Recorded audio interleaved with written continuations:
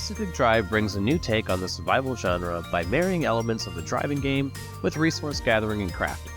All this while driving through a supernatural-infused American Pacific Northwest. Welcome everyone, StealthyShiroean here, and today I'm bringing you my review of Pacific Drive. Ironwood Studios developed this game with Kepler Interactive acting as publisher and releasing it in February 2024. And full disclosure, I received a key from the publisher, but this obviously won't influence my opinions about the game. Alright, let's get to the review. Starting off with the graphics and presentation, I thought that everything here was okay. There are some textures that seem low res, and I came across a few graphical glitches that were a bit distracting. However, I think the game does a great job setting the tone with the art direction. I wish there was more of a variation between the different anomalies, but what was here did a lot to make things feel strange and off. Especially in the first zone, which is the most reminiscent of the Pacific Northwest with the evergreen trees everywhere. The lighting did a good job to bring things to life, especially when things got really dark, either due to it being night or because of an eerie darkness. Certain anomalies or even the inviting glow of the car headlights really help with immersion, which this game does really well. Although, that said, I wish that it was daytime more.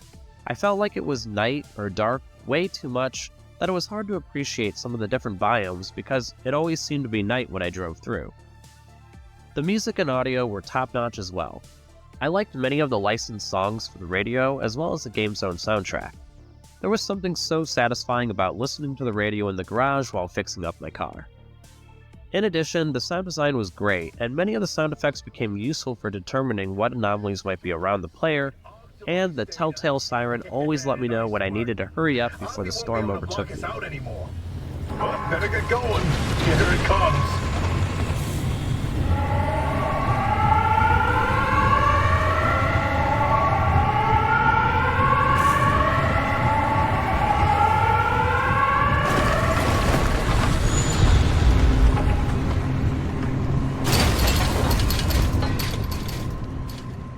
Finally, I really enjoyed the voice actors for the characters communicating with you via the radio throughout the journey.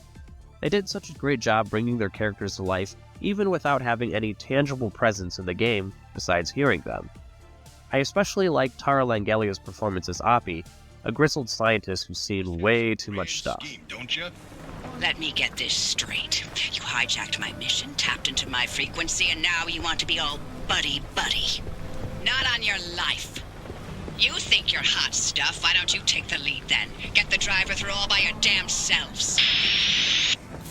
Did she just hang up on us? The story takes place on the Olympic Peninsula, an area of the American Pacific Northwest where some weird science experiments happened. This causes the land to shift and warp, along with bringing all sorts of strange anomalies. The government eventually walls it off and declares it the Olympic Exclusion Zone, with no one being allowed to enter. Well, you play as someone who has breached said wall and eventually find a car that happens to be an anomaly known as a remnant. Your reasons for entering the zone aren't known, but you end up meeting, or actually hearing, a few others who have stayed living in the zone despite the evacuation order. They tell you that remnants make people go crazy, but there might be a way to break the connection between you and the car before that happens. As you explore more and complete objectives, you find out about this strange place and the oddities that have been cataloged by others over the last several decades. I wasn't initially a fan of the storytelling in Pacific Drive. Most of it's told through transmitted dialogue, and the rest is from notes you find scattered throughout.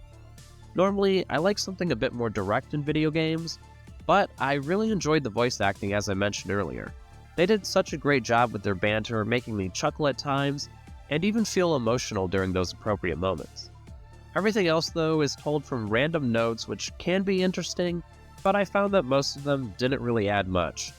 To be fair, I didn't read every single log entry, so maybe there's a lot more there than what I let on. One thing that immediately springs to my mind when I think of the gameplay of Pacific Drive is how immersive and tactile everything felt. The devs did a lot to make the car come to life and make it into something the player actually cares about. While this isn't Car Simulator 2024 or anything like that, there are a lot of different parts that you'll need to swap out constantly to replace bad parts or upgrade old ones.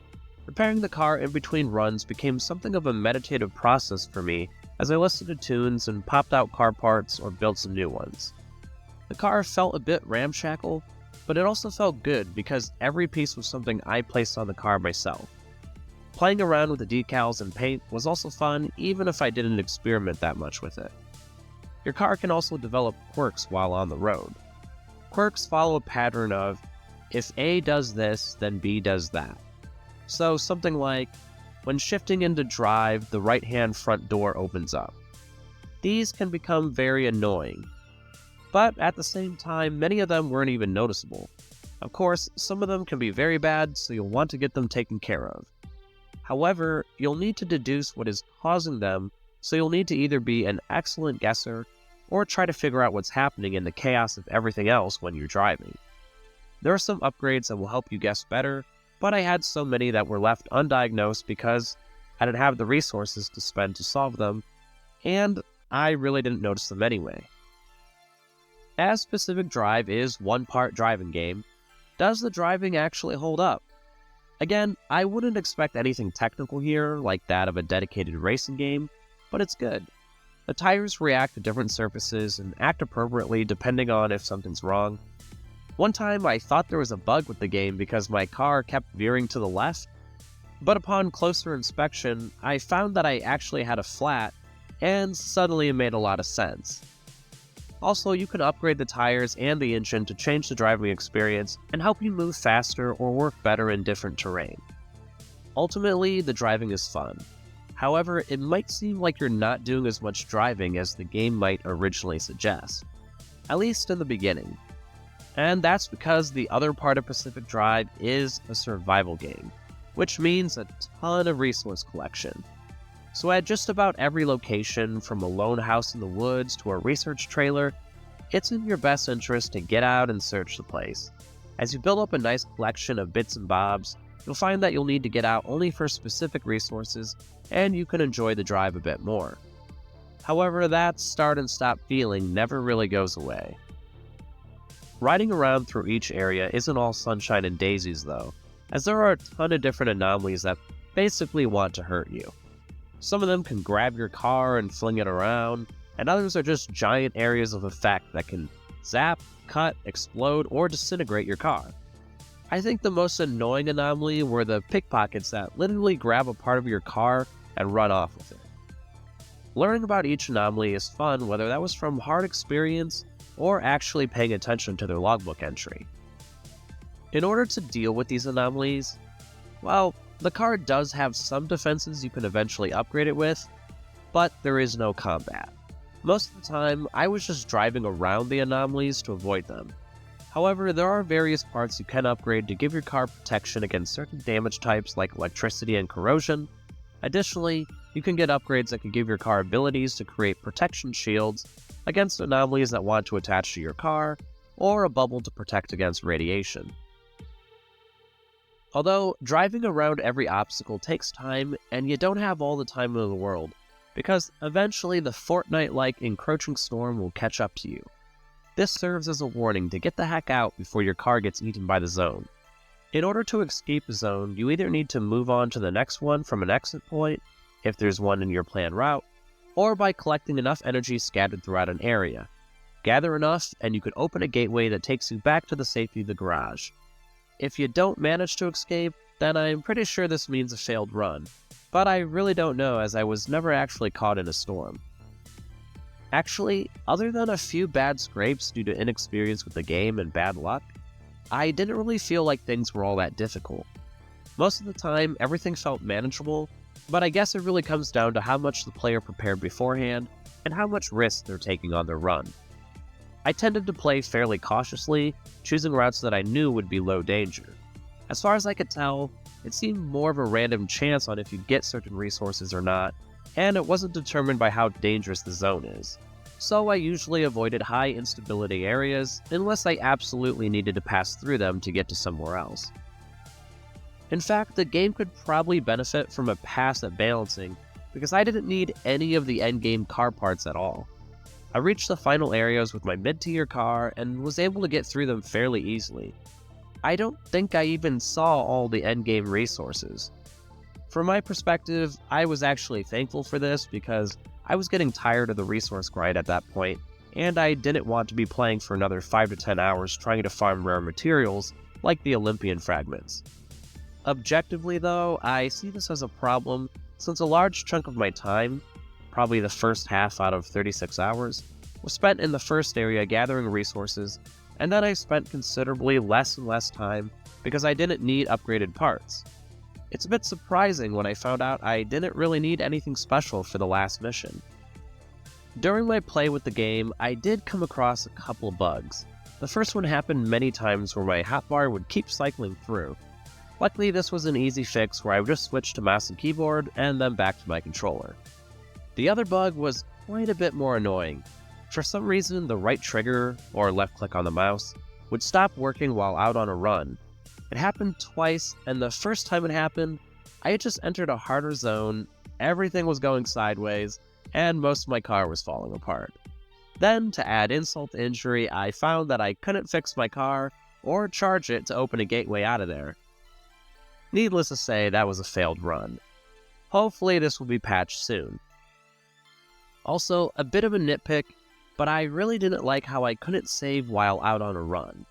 In the beginning, the runs won't be long, but they can get really extensive, lasting over an hour for a really long one. Sometimes I'd only have a bit of time to play, but if I wanted to quit, then my options were limited. Originally, you'd have to abandon the run and lose your collected resources. Luckily, the devs patched in an option to abandon a run, but have no penalty with losing your gains. I would have liked to see a dedicated save, but I guess there were limitations to what they could do with how they programmed the game. And that brings us to the value and my final thoughts. But first, if you're enjoying the review or found it helpful, then please consider giving it a like as that helps me out greatly with the YouTube algorithm gods. Pacific Drive runs for $34.99 USD, and I put about 36 hours into one playthrough. While I did complete the story, there was a lot more out there in the Olympic exclusion zone, if I was a completionist. There were a bunch of anomalies that I never scanned, endgame parts to make to fully deck out my car, and more areas to map out to unlock all the routes. But that honestly doesn't matter to me. The survival aspects to the game really did start grating on me despite the fun driving mechanic twist mixed with the genre. That said, this was a fun game, and unless you're adamantly against survival games, then I definitely recommend this one. It was an immersive experience with the driving and caring for the car.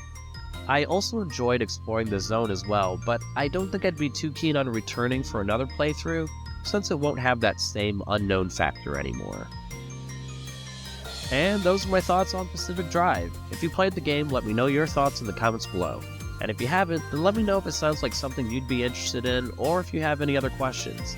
I hope this video helped you in some small way, and if it did, please consider leaving a like, comment, subscribe, or whatever it is you feel like doing. Thanks for watching, and have a nice day.